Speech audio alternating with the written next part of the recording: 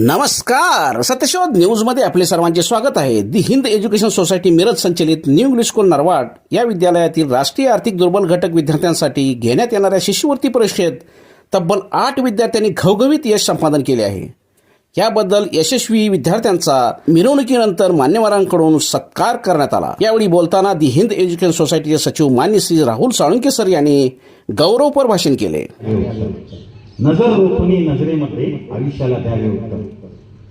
सर्व पालकांना माझी विनंती आहे, सर्व गावातील सर्व नागरिकांना माझं आव्हान आहे, आमच्या या ज्या 8 मुलं आणि 8 मुली ज्या आहेत या सर्वांनी नजर रोखून नजरेमध्ये आयुष्याला आणि या NMMSच्या परीक्षेला चोख उत्तर दिलेलं आहे.